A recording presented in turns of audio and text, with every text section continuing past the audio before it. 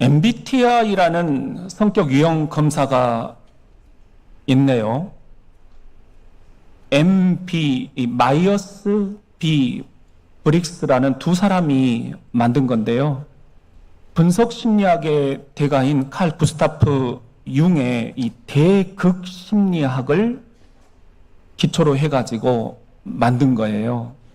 그런데 워낙 사람들에게 많이 알려져 있어요. 전 세계 모든 이 한 80억 가까운 인구를 16가지 성격으로 나눌 수가 있다라는 거예요. 그런데 그게 매우 신뢰도가 높습니다. 저는 MBTI 유형이 INFP입니다. 16가지 성격 유형 가운데 가장 골치 아픈 성격이에요. I라는 것은 내향적이다라는 건데요. 삶의 에너지가 바깥으로 표출되는 것보다는 안쪽으로 자꾸 이렇게 스며드는 거예요. 그럼 혼자 지내는 걸 되게 좋아하는 거죠. N이라는 것은 직관적이다 그런 건데요. 오감을 이용하는 현실적인 그런 사람들이 볼 때는 좀 너무 이렇게 뜬구름 잡는 그런 이야기들이 많을 수도 있어요. 그런데 이 직관이 또 대부분 맞아떨어진다 하는 면에서 하나님이 주신 선물이다. 저는 그렇게 받아들입니다. F라는 것은 feeling이라는 건데요. 굉장히 이렇게 가슴으로 사람들을 대한다라는 거예요. 그러니까 이성적인 부분에서는 제가 조금 약합니다.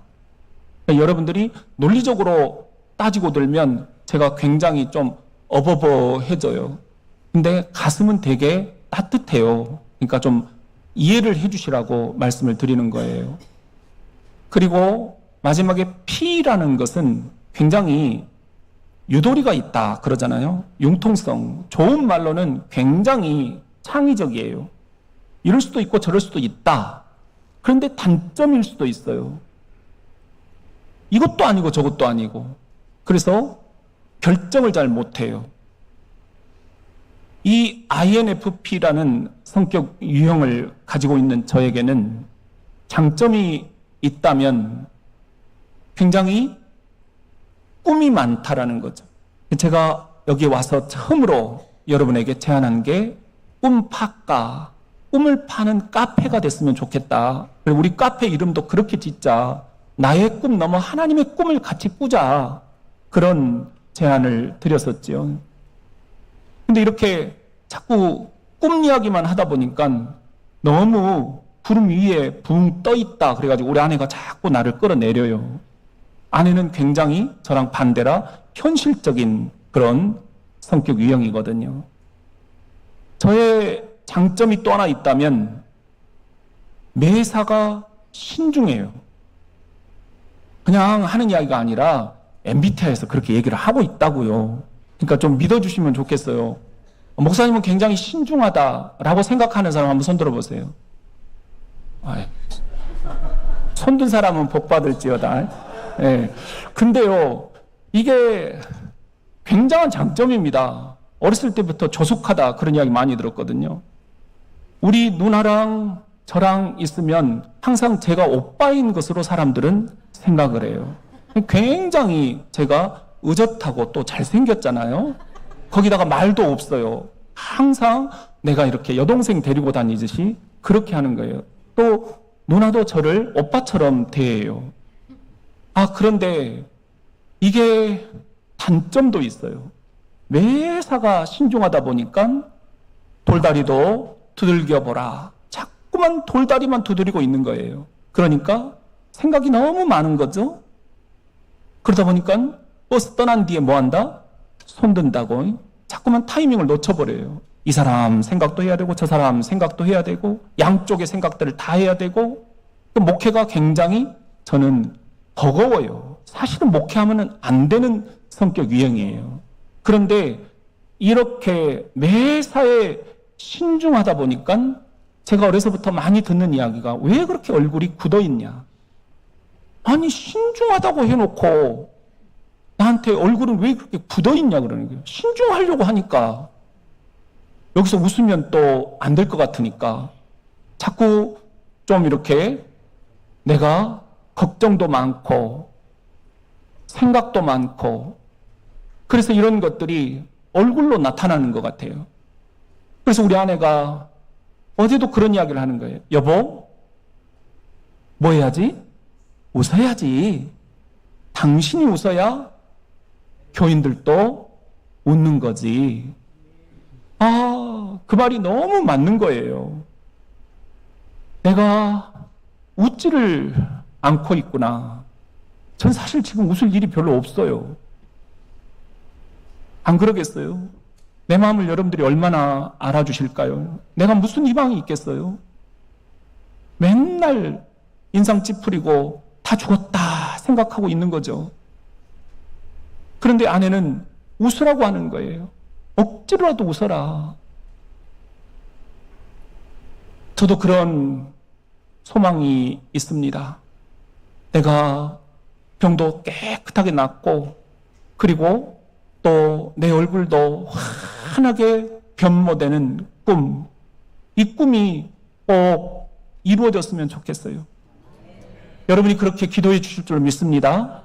여러분, 제 얼굴이 그렇게 환하게 변모되는 꿈, 오늘은 바로 그런 변모에 관한 이야기예요. 산상 변모주일 이렇게 얘기를 하는데요. 주연절 마지막 주일은 항상 이렇게 산상 변모주일로 지킵니다. 누가 어디서 변모를 하셨느냐? 잘 아시듯이 예수님이 산상, 산 위에서 변모, 모습이 확 변해버리셨다라는 겁니다. 그렇다면 산상 변모주일, 예수님이 변모하신 이날 우리는 어떻게 변모해야 할까요? 예수님처럼 변모해야 하겠지요. 오늘 본문 2절부터 보면은요, 엿새 후입니다. 예수께서 세 사람 베드로와 야고보와 요한을 데리시고 따로 높은 산에 올라가셨다라는 거예요. 이 높은 산이 어딜까? 성경학자들이 추정하기는 다볼산이나 헬몬산이었을 것이다. 그런데 그 높은 산에 올라가셔서 그 제자들 앞에서 예수님이 변형되셨다. 이렇게 얘기를 하고 있어요. 이 변형되셨다라는 말이 성경 원어 헬라어로 메타모르포세라는 말인데요. 이것은 변형이라고 번역이 되기도 하고 변모라고 번역이 되기도 합니다. 영어 성경에는 트랜스피겨레이션 이렇게 되어 있어요. 피겨, 모습이, 예수님 모습이 트랜스, 확 바뀌어버렸다라는 거예요. 어떻게 바뀌었느냐? 제자 마가가 이걸 너무 극적으로, 문학적으로 표현을 하는데요. 예수님 옷이 광채가 났다. 세상에 빨래를 해도 그렇게 희게 빨래할 수는 없다. 이 정도로 예수님이 희어졌다라는 거예요. 이게 예수님이 변모하신 모습이에요. 여러분, 예수님을 만나고 나서 여러분들이 사람들에게 가장 많이 들었던 말이 뭡니까? 예수님을 인격적으로 만나고 나면 우리가 가장 듣고 싶은 말들이 뭘까요? 저 사람 얼굴이 변했다. 어떻게 안 믿는 사람들이 우리가 예수 믿는 것을 대번에 알아차려요. 우리 얼굴을 보고요. 모습이 변했다. 삶의 자세가 변했다. 사람을 대하는 태도가 변했다. 가족에서, 직장에서, 이웃에서, 교회에서 예수 믿더니, 예수님을 영적으로 깊이 체험하더니 변했다라는 그런 이야기를 듣는 거예요. 그런 이야기를 듣고 싶은 거예요. 산상 변모주일, 예수님이 그렇게 얼굴이 광채처럼, 옷이 광채처럼 하얗게 변하신 날입니다. 얼마나 영광스러운 날입니까? 그렇다면 우리도 변모하고 싶은 그런 마음의 꿈틀거림이 있지는 않습니까? 이전처럼 나 죽었다 생각하지 않고 이제는 살았다. 삶의 자세도 변모되고 사람을 대하는 태도도 변모되고, 그래서 내 얼굴에 광채가 나는 이런 산상 변모 주일이 오늘 이 아침이 될 수 있기를 예수님의 이름으로 축원합니다. 그렇다면 산상 변모 주일, 예수님이 변모하신 이날 우리는 또 어떻게 변모되어야 할까요? 여기가 좋사오니 이제는 그런 말을 하지 않아야 합니다. 오늘 4절 말씀에 보면은요, 엘리야가 모세와 함께 그들에게 나타나, 제자들에게 나타나 예수와 더불어 말했다. 이걸 마가가 기록을 하고 있어요. 엘리야와 모세는 구약에서 가장 존경받는 인물들이잖아요. 그런데 그들이 변모하신 영광 가운데 계시는 예수님과 더불어서 뭔 말을 했을까요? 마가는 그 대화 내용을 기록하고 있지 않습니다. 마태도 그 대화 내용을 기록하고 있지는 않습니다. 그런데 누가는 의사였잖아요. 그래서 아주 정밀하게 그걸 목격하고 이렇게 기록을 남기고 있어요. 누가복음 9장 30절에 보면은요, 문득 두 사람 예수와 함께 말하고 있었다. 그 두 사람은 모세와 엘리야였다. 여기까지는 똑같잖아요. 근데 31절에 보면은 영광 중에 나타나서 장차 예수께서 예루살렘에서 뭐 하실 것을? 별세하실 것을 말하고 있었다라는 것입니다. 여러분, 여기서 별세라는 말은 굉장히 우리가 이렇게 좀 쉽게 할 수 있는 이야기는 아니잖아요. 세상을 떠나다. 이게 별세라는 거잖아요. 죽음을 의미합니다. 그런데요, 누가복음에 보면 이 의사 누가가 사용한 성경 언어 헬라어로 별세라는 말은 엑소더스예요. 여러분 많이 들어본 말 아니에요? 창세기 그 다음이 뭐죠? 출애굽기. 지금 영어 성경 공부를 하고 있는데요, 우리 한 장로님이 너무 지극정성으로 알려주고 계셔요. 엑소더스. 여기서 엑스라는 것은 밖으로, 그런 뜻입니다. 어디로부터? 애굽으로부터 밖으로 새롭게 출발했다. 그런 뜻이에요. 그렇기 때문에 별세 이야기를 하셨다라는 것은 내가 이제 십자가에 죽을 것이다. 그런데 슬퍼하지 마라. 내가 죽는 것으로 끝나는 게 아니라 내가 죽음으로써 이제 너희들이 새로운 출발을 하게 될 것이다. 그 출발을 위해서 내가 이제 새롭게 떠나야 된다. 이 말씀을 같이 나누고 계셨다라는 것입니다.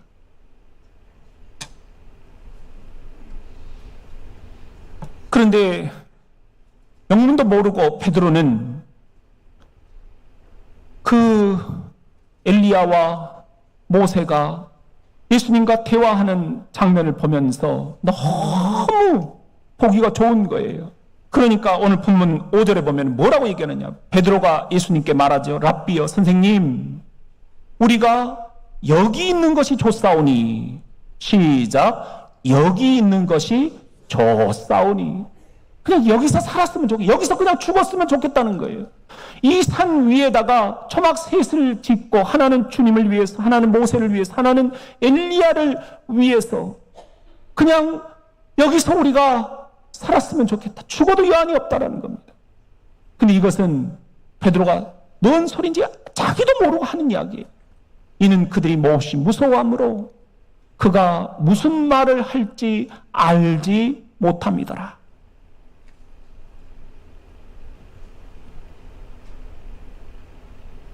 사랑하는 성도 여러분, 신앙생활을 한다 그러잖아요.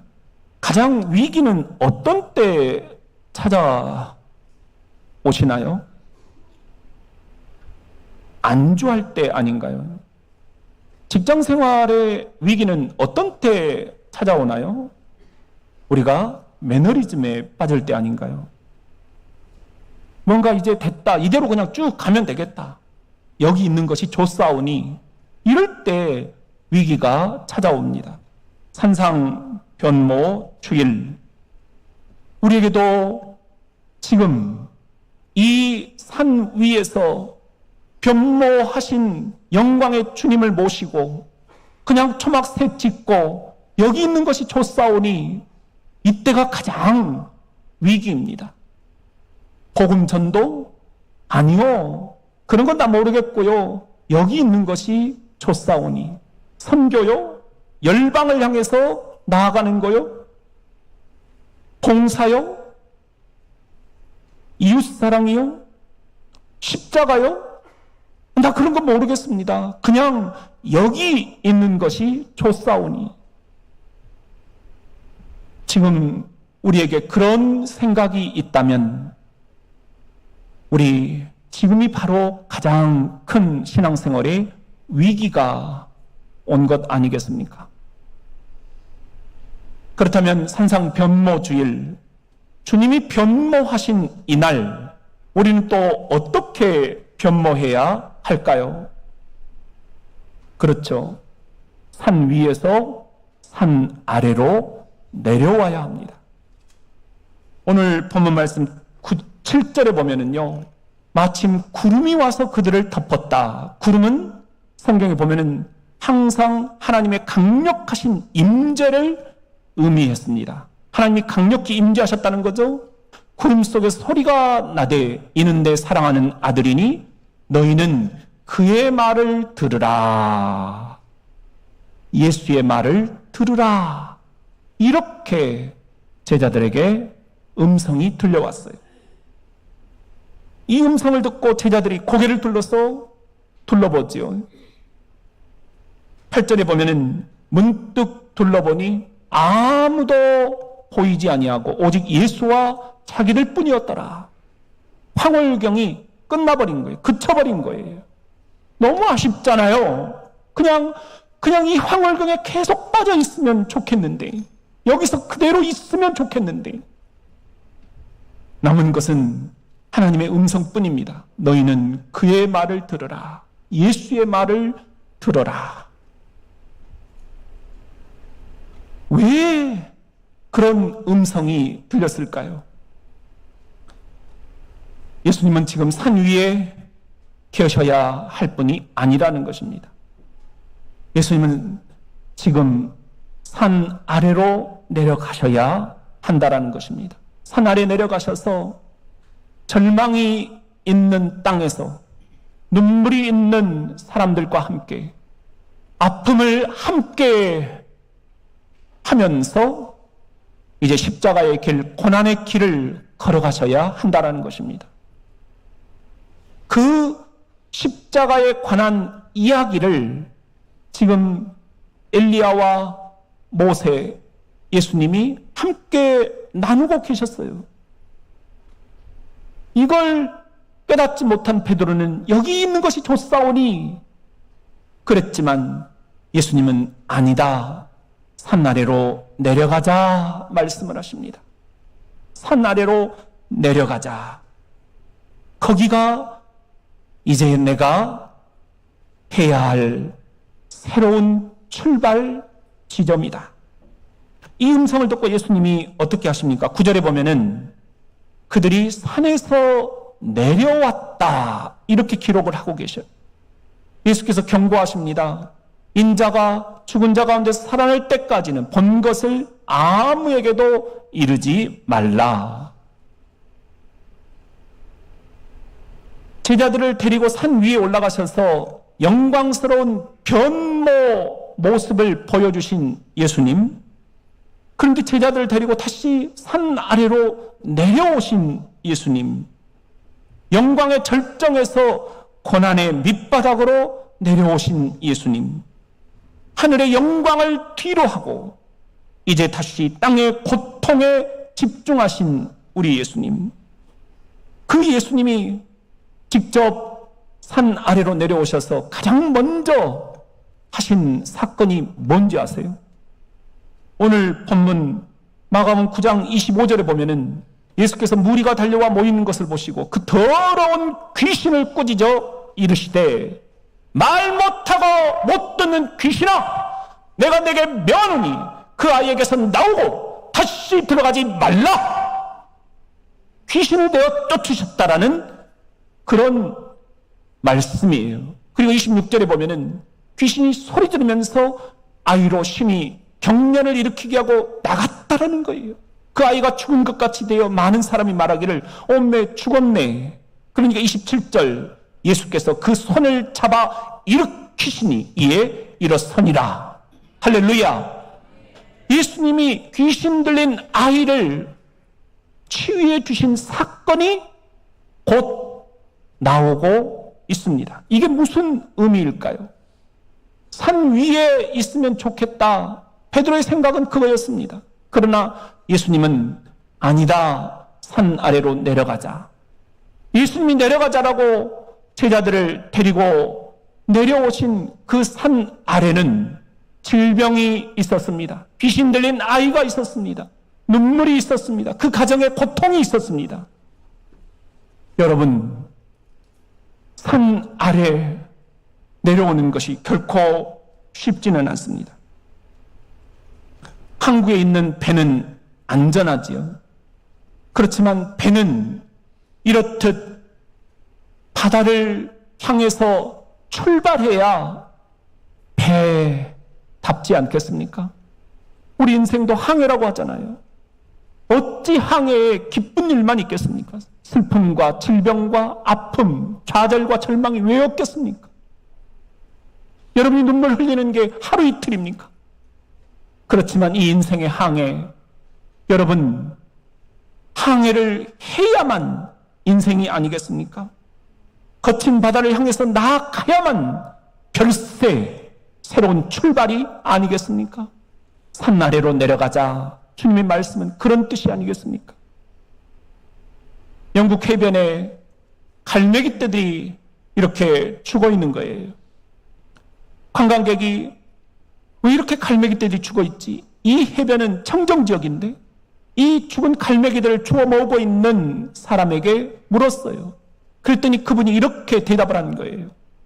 관광객들이 여름철이 되면 휴양을 와가지고 갈매기한테 뭘 던져줘요? 우리는 새우깡 던져주잖아요.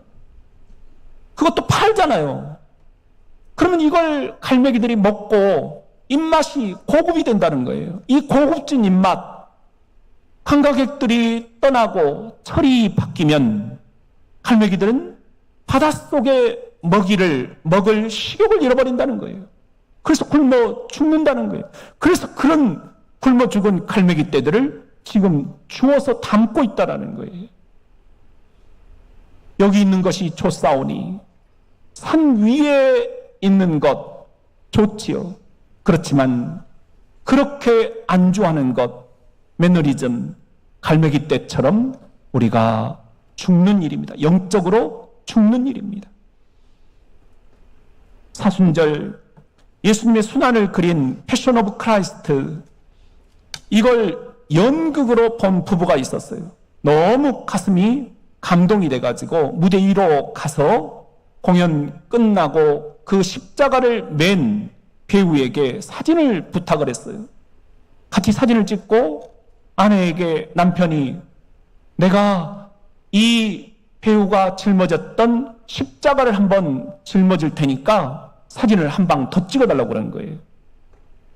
그리고는 십자가를 딱 짊어지는데 너무 무거운 거예요. 짊어지지가 않아요.